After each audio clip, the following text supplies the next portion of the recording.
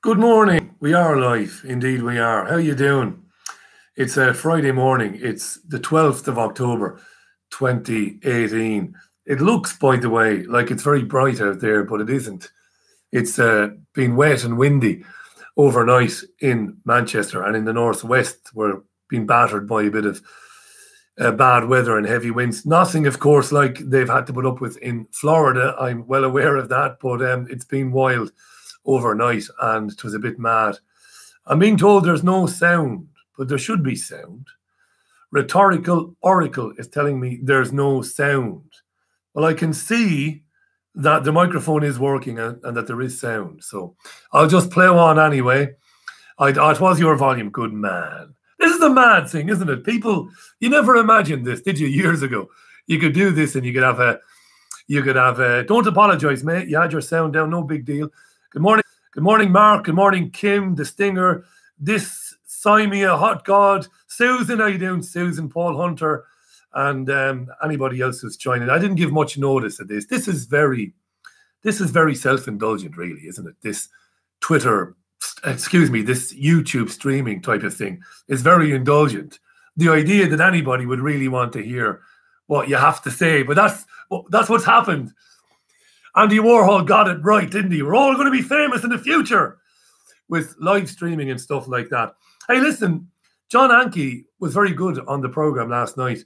And because he's such a generous guy, John, I want to mention that his new film, Is Trump for Real, is available to rent for $1 through Amazon. And the link is pinned to the top of the Richie Allen Show Facebook page, which I don't manage anymore.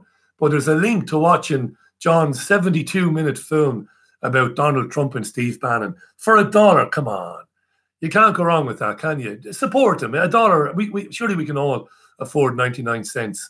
So check it out. Good morning to Emily in Sydney, to Guy Master Flex, to KM Herborg, to Angelic Inspirations, and to Tripless, Richie Rue and Mark Richards. Yes, there's a few people watching. Anyway, when this ends, it basically uploads automatically to YouTube. So it does. Right, so there's a weird heading on this video, isn't there? Don't feed the trolls. I've been fascinated over the last couple of days since Gemma O'Doherty came on the show, the Irish journalist.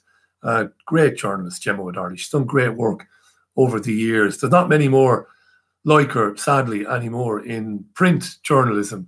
But she's great. I have a lot of time for her and the things that she's written about over the years, the corruption, disappeared children. She's great. And she was on, of course, talking about a number of things. And one of the things she was talking about was Gardasil. But anyway, what's been very interesting was when she came on with me during the live interview, there was a lot of tweeting going on from the world of medicine, from doctors. Not a lot of doctors, but 2 or 3 different doctors were getting involved. And they knew Gemma was coming on, and Gemma is well known. So while she was on, they wanted to tweet out that what Gemma was saying was nonsense, and they wanted to be very critical about what she was saying. That's fair enough. It's a free world. But our listeners engaged some of these doctors in conversation. And interestingly enough, some of these doctors engaged back. And not just for a few tweets. Good morning to Barney on the Isle of Man, by the way. To Clyde and to Mushy DMT. What was interesting was they didn't just tweet back once or twice. They kept the conversation going over the last couple of days, and it hasn't really abated, this conversation. There's a couple of doctors. One is a doctor called Alistair. Good morning, Daz. Alistair McAlpine, who's a children. He's a pediatrician of sorts in British Columbia, who's been tweeting some of our listeners and responding to their tweets. And what has been very interesting for me watching this from afar, and I don't get involved for 2 reasons. One, I don't have any time, and that's the truth, number one. But number two, I extended an invitation to the doctor to come on the program, and he flirted with the idea of coming on.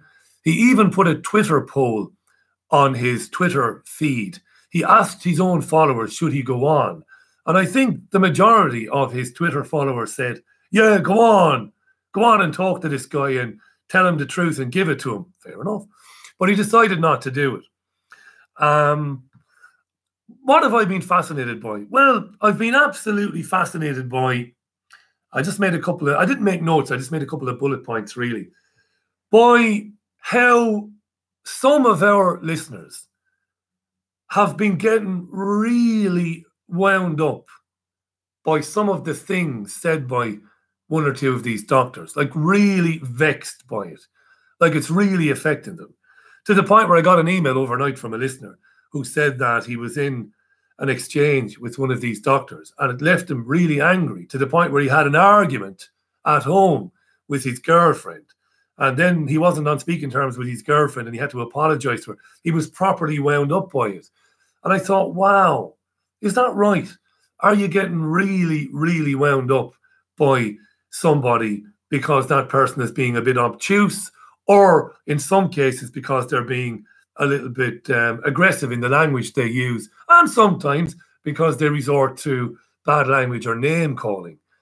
Why does it matter so much to you what these doctors say or what their followers say to you? Why would you get so wound up by these people? I really don't understand that. And I think it's kind of interesting. It's worth looking into and it's worth talking about. I mean, a point I made this morning, made a couple of little notes here before I get into it. You don't know these people. It's just a name and an avatar on a Twitter account. You don't know anything about him or her. You'll never meet them. Very unlikely that you will anyway. How could they have so much power over your emotions? How could they have so much control over you that you would end up getting so fed up that you're having arguments in the car with yourself? You know, that great stand-up comedian talked about, you're in the car and you're saying out loud what you wished that you could say to their face. Why do you get wound up? Haven't they lost the argument when they resort to swearing at you or calling you a name? Shouldn't that just completely chill you out? Oh, well, they've lost the argument. I mean, there's a TV doctor based in the UK. I think he does stuff for Channel 4 television. I think his name is Dr. Christian Jessen, or Jessen, spelled Jessen. Now, Charisse is a long-time listener of the program. And I think Charisse is somebody who's very, very committed to engaging people in discussions around vaccine safety. And Charisse is very much of the opinion, very strongly opinionated, there's no problem with that vaccines are dangerous. And from what I can see, she is pretty polite. Maybe she's full on. That's not for me to say. I have no problem with it, but she's pretty polite. Now, Dr. Christian Jessen told her to fuck off now. And that really triggered people and really wound them up. And I'm like, but isn't that a victory of sorts? If not a Pyrrhic victory, because the guy doesn't go away, but it's a moral victory of sorts, isn't it? When an establishment professional, when presented with evidence that young children have been hurt by vaccines, would prefer to tell somebody to fuck off. A woman, call me old-fashioned if you want. Right? So why does it matter? Why do you get so wound up by it? Why do you keep pressing and pressing and pressing and pressing? You know that vaccine injury isn't a myth. You know it. You know it to the fibre. You know it to your bone marrow, don't you, right? So why, A, would you waste time with these people? And B, incredibly, get wound up by them to the point where you join in the newest game in town, which is who can shout the loudest. Doesn't matter, does it? Does it? They call you crazy. They call you nuts. They insult you. They say that you live in dark holes and you get really, really peeved off. Why do you do that? I said before and I'll say it again. Your family, your friends, maybe your work colleagues, maybe, you might put some value on what they have to say about you.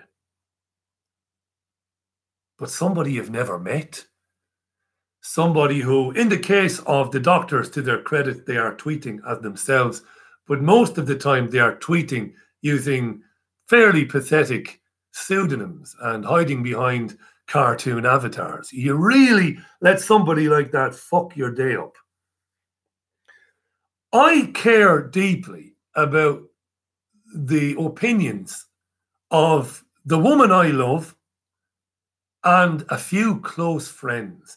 And when they say things to me that I don't like, which happens when they criticize something I've said or the manner in which I've said it, it might rub me up, because we all, you know, immediately the shoulders go up when somebody says something to us, for an instant anyway, just for a minute. But I'm inclined to listen to what they have to say, because they are my friends and my family, and I love them and I value what they say. But anybody else, I couldn't give a shit. I really couldn't. It's a fascinating thing. On the one hand, people who should know better are being driven mad by the rudeness of people they don't know. And rather than walk away from them and say, well, they've become rude and aggressive and abrasive, well, game over, right? Rather than walk away from it, you, not you particularly maybe, but people we know through the show will keep going after them. I'm like, stop. That's on the one hand. On the other hand, we have people apologizing to people they've never met just in case they caused offense. This is another new phenomenon. Astronaut tweets a quote from Winston Churchill. People not connected to the astronaut in any way, people who he is not invested in emotionally, start screaming, oh, Churchill was a bastard. Ah, how can you tweet him? How can you quote him? Ah. And he apologizes. He says, I'm sorry if I caused any offense. Who? Who might you have offended? Some fucker you've never met before in your life and you never will? Last year we had Pizza Hut. Do you remember Pizza Hut last year? They ran a giveaway in the Sun. People started screaming about that. Ah, the Sun is a racist paper. Pizza Hut apologized and said, no free pizza for Sun readers. I never read the Sun, so I didn't care really. Paper Chase did the same thing with the Daily Mail. Cancelled advertising at the behest of people complaining and criticizing them.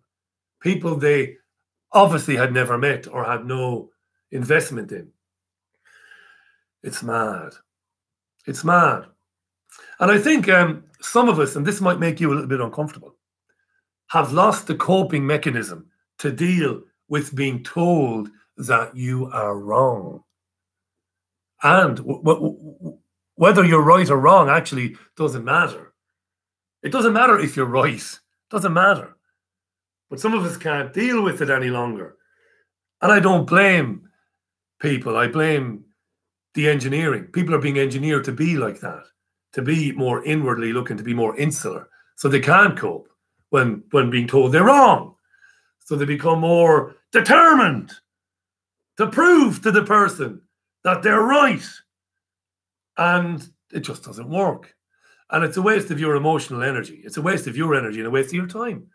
I was speaking with my great pal, Jean-Anne Crowley, this morning, the actress up to her eyes at the moment, with wonderful productions about Constance Markovich. Look up Constance Markovich, by the way.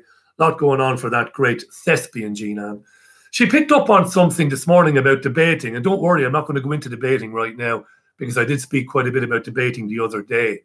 But debating introduced me to people who would say, Richie, what you said is a load of old bollocks there, pal. And I'll tell you why. And Jean-Anne picked up very cleverly on the importance and the relevance of that statement as a whole, and that statement broken into two. Because that statement as a whole, Richie, what you said is a load of old bollocks, and I'll tell you why, is kind of profound. in a way, crass as it might be. But Richie, that's a load of old bollocks. It's problematic, isn't it? Because that's a load of old bollocks. It's conversation over. And that's what these doctors are doing. And you're getting wound up by it. They're in the shout the loudest and you win the argument game. But that's a load of fucking nonsense. Right? So don't give them that power over you. The email I received was profound. It was powerful. Guy was saying he was shaking with rage at some goon. Now, maybe the doctors are not goons. Maybe I shouldn't say that. But they behave like goons when they use bad language and when they start calling people names. So don't give them that power. I remember years ago, you know, speaking about dealing with abusive criticism, I'm certainly far from perfect. Caroline would say that. I have my flaws and I can be a pain in the arse just like everybody else. I'm not perfect. I think when you make radio and TV programs, I think people, they see a side of you that is an honest side of you, but that's all they see. And they can think when they get used to watching you or listening to you on the radio, they think, oh, you know, he's great and all of that. Maybe they don't. Maybe there are a lot of people who listen and think I'm an idiot. But either way, I'm not great and all of that. There are character flaws with me like anybody else. But one of the things I am impervious to abuse, and I am impervious to criticism that is dressed up with abuse. Criticism I'm happy to take. I listen to criticism all day long. I remember many moons ago when I got my start at WLR-FM in Ireland, and I was given the graveyard shift, which is presenting live radio between 2 a.m. and 7 a.m. when there aren't really that many people listening. Maybe people who are working in factories on shifts, and maybe people like myself who struggle with getting a good night's sleep and often turn to the radio as an aid. But you're not setting the world on fire at 2 o'clock in the morning anyway. But I remember I was only doing it a short while, and I got a couple of letters. And I'm going to be honest and admit that when I got the letters, I was delighted. I thought, great, letters sent to the radio station for me from listeners. Dare I even say the word fans? Well, the letters were incredibly critical letters, very, very strongly worded letters, basically saying that I was absolutely crap. I was so bad it was offensive. And what was the radio station thinking of putting me on? I was a moron and all of this sort of stuff. Well, I was absolutely crestfallen. It was like somebody had taken a dagger and stuck it right there in the middle of the chest. All gone, ego out the window, wanted to crawl under a stone. Humiliation, reading the stuff. Honest to God now, there are people who will say, not much has changed in 20 years. And they have the right to say that. It's all subjective, isn't it, when you listen to radio? But anyway, I was gutted about it. And eventually, I shared, because I couldn't let it go, I shared the letters with a presenter who was very kind to me, had been very kind, and said, you know, this is terrible. What do you do about this, you know? And he said, what do you mean? What do you do about it? And I said, look at that. You know, he's an idiot. He can't speak. He can't string two sentences together. I can barely understand him. He is fucking rubbish. Get rid of him. Get rid of him. Fire him. I don't have to listen to this nonsense. And the very kind presenter said to me, do you know any of these people? I said, no. It's not the biggest city in the world, but no, I don't know who they are. They signed their real names and they put their addresses on the letters.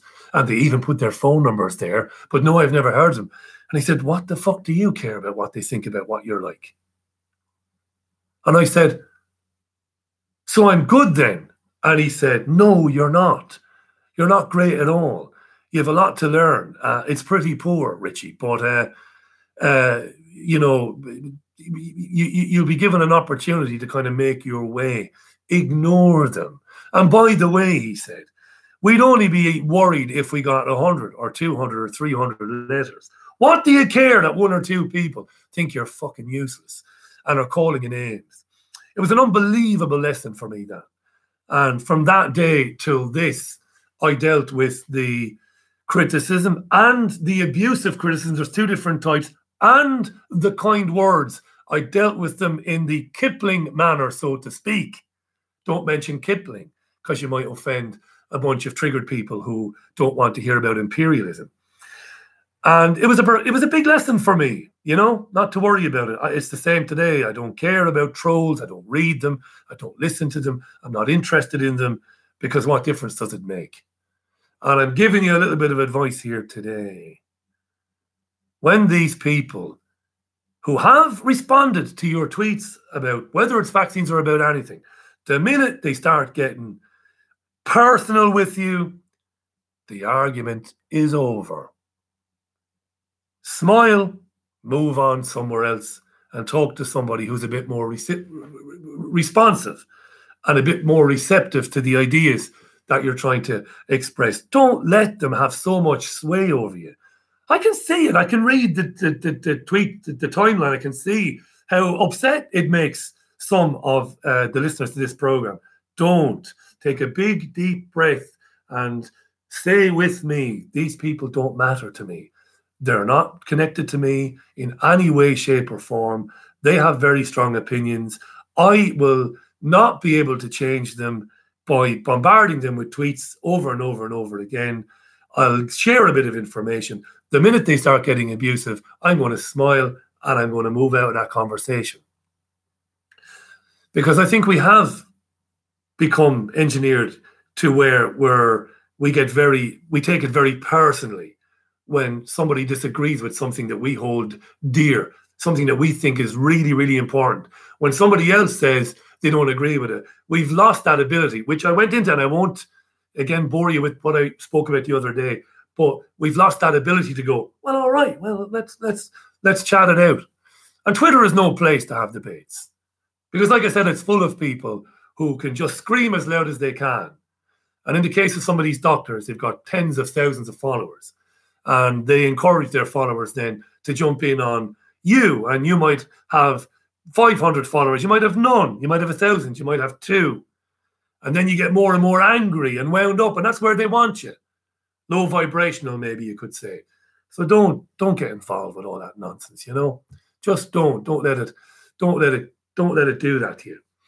You're better than that. You're far more intelligent than that. You know there are certain immutable truths that we've come to understand. You know that some vaccines have caused great, great harm.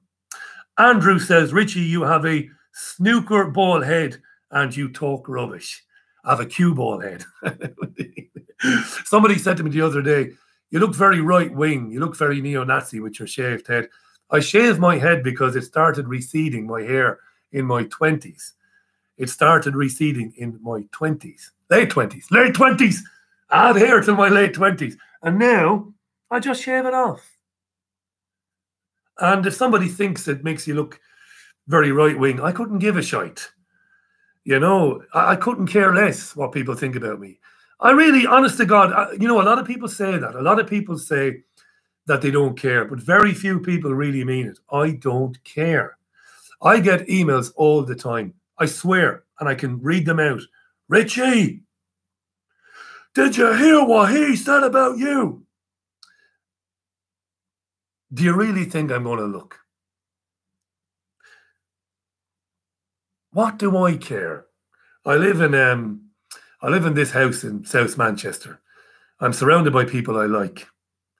And I have conversations from time to time with a friend of mine, Michael, and with a friend of mine, Hayden.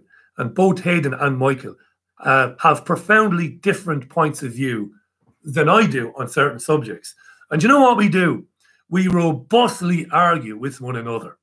And sometimes it gets a bit, well, you fuck. And then you know what we do? We just laugh and we get on. So what somebody with, you know, what another content creator thinks about me, I couldn't care less. I'll debate anybody, anywhere. on a specific issue. And if somebody wants to take me on about a specific issue and say, I don't agree with that, I will let them onto my show and we will debate that issue all day long. When people start screaming abuse and calling you names, well, that has no effect whatsoever. And the thing to do there is just to ignore it. You got two choices, ignore or block. YouTube has a feature, hide this user from your channel. You can do that, or just ignore them and don't get wound up by it. Don't get wound up by it. Don't give them that power over you, folks. And you know who you are. I see you on Twitter. You mean well. You're decent. You're affected by all this crap as much as I am or anybody else, and you can't understand why people can't see it. And this vexes you. This puts you into an emotional state. I know, I've been there. And then some doctor who can't argue with you and has no answer when you point out some facts about vaccines, some doctor tells you to fuck off. Game over. Thanks very much, doctor. Thanks very much, doctor. Goodbye. Good day to you. Move on. Move on, because life is too short. And you won't ever change anybody's mind by bombarding them with stuff anyway. You remember Suzanne, God love her, Suzanne Small, who I'm in touch with, who spent a few days in a psychiatric care institution because she told her doctor she was very much of the opinion that 5G was going to be very dangerous and that the radiation from mobile phone towers was dangerous. And Suzanne is right, in my opinion. Now, she's not. She's out now. Of course, she was only there 5 days. Only there 5 days. 5 days is a long time. But she's out now, and she's said for me, looking into what the doctor did and how the doctor did it. But I did say to Suzanne privately, I said, Suzanne, you did bombard the doctor, right? With voluminous materials through email. You're not going to change anybody's mind by banging them over the head repeatedly. I like to apply the give them a moment of pause approach. Share a little bit of information with them. They might read it, they might not. If they don't read it, it's not a personal affront to you. Don't take it personally. Just move on. That's all I'm saying, right? Mad stuff in the news. Loads of comments coming in there, folks. There's more people watching this than I anticipated today, it being a Friday and it being last minute. So thanks for your comments there, all of them coming in. I like that. Thank you. Good morning to everybody joining this live stream. Let me just mention again the new film by John Hankey, who made the great films about JFK and JFK Jr. It's about Trump and Steve Bannon, and it's very, very interesting. And John Hankey was very much taken in by the Donald Trump campaign, the pre-election campaign before Trump won the election, and was very much taken in by what he was hearing and believing. And then was dismayed when he realized that none of what Trump was promising was going to come to be. So John, very much like the great Neil Sanders, whom I referenced on the program last night, John began looking into Trump and who put Trump where he is today. And it is fascinating. So check it out. It's only $1. It's only $1 to rent it for a day. You can watch it. It's John Hankey. It's very good. And I recommend that you check it out there. There is a wedding in Windsor today. I was speaking to Jean Ann on the phone earlier on, you know. Isn't it mad to see people queuing on the streets to watch two toffee-nosed fuckwits in the pissing rain get married and wave those stupid fucking flags that they do? What is wrong with people? But you know what? I said this 1,000 times on the program. They're our people. Now, that might sound very virtue signaling. It might sound very Michael Landon from Highway to Heaven. It might sound very loving and all of that. But they are our people. The doctors, who you think are shills for the establishment, many of them are not. They just don't know any better. And the teachers and the academics, they are under the fucking jackboot of the system just as much as we are. So it's not a case of forgive them for they know not what they do. It's not that at all. It is they are our neighbours and our work colleagues and our former schoolmates. They are as much victims of the madness as we are. Don't be hurt or beaten down or upset by something said by somebody on Twitter or on Facebook, somebody whom you don't know. They cannot hurt you. Feelings are spiritual. They're not physical. You can't touch them. They can't be broken. They can't be hurt. So don't allow somebody hurt your feelings. Just move on. There you are. I'm looking forward to the weekend. It's going to be a quiet weekend for me and for Caroline and Jazz, because we had a mad weekend last weekend watching Jeff Lynne and ELO. And because we're old folks, we're still knackered because I am such a boring old bastard. Normally, we're in bed early. Maybe that's one of the reasons I don't sleep well. Maybe we go to bed too early. But normally, we go to bed, even on Friday or Saturday, we're in bed by 10 o'clock because both of us are knackered, you know.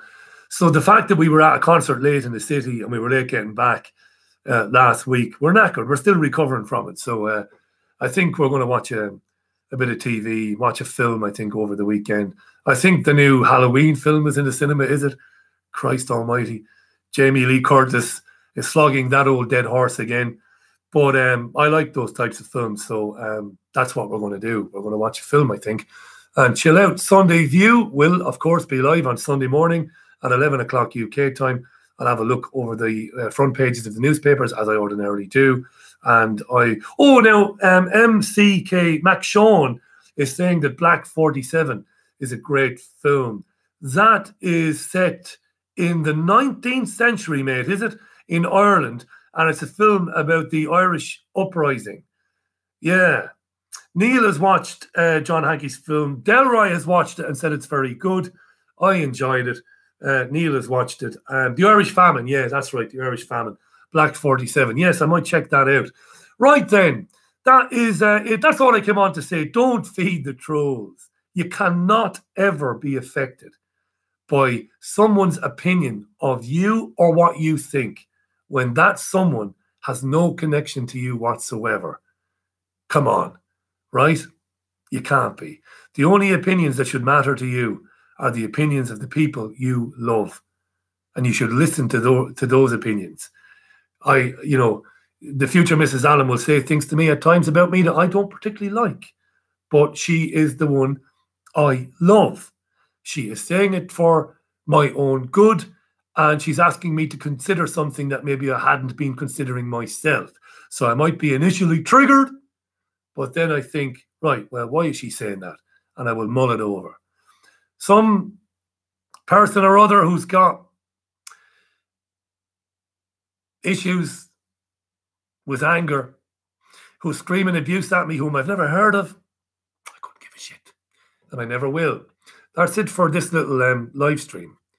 These are very self-indulgent, these live streams, aren't they? The whole world is going to be living like this in the future. Andy Warhol was right. Everybody's going to think that we're all famous. Everybody's going to be of the mindset that what I've got to say is profoundly important and deep. Therefore, I should be on here all the time. Let me tell you this, and I'm not being modest. What I have to say is not profoundly important. What I have to say is not deep at all. It's just what I have to say. Check out triggerwarning.tv. Do check out Hayden Hewitt's live show, Trigger Warning with Graham. It's very, very good. Very good. It will have opinions, by the way. Good morning, Stevie G. It will have opinions, by the way, that you won't like, but who cares? Listen to it anyway and be triggered. Right, I'm off then. It's absolutely chucking it down outside. The Jazz woman and myself have done our 7K this morning. I don't know what to do with myself. I can't go out. I might put some vinyl on in this dark room and just sit there quietly, listen to a bit of vinyl. Bit of Carole King, maybe, eh? Bit of Ray Charles. Carole King. That's a nice, relaxing record now, Carole King. I might listen to Carole and How are you, Tez? Tez is coming over tomorrow to watch the rugby with me. Super League tomorrow. I've been asked to sing Wanky, Wanky, Wanky, Wanky Warrington again. That's a one-off. We're never hearing that again. Did a story last night about football chants. Sang a couple of them. Not very good. Perfect Pembroke, how are you? 124 viewers, he says. Impressive. That's not impressive. That's shite. I'm important. There should be thousands here. Why aren't people listening to me? Ah! Right. On that ridiculous note, I'm going to love you and leave you. Look after yourselves and one another. Have a great weekend. Get away. So far away. That's right. Great song. That's Carole King, yeah.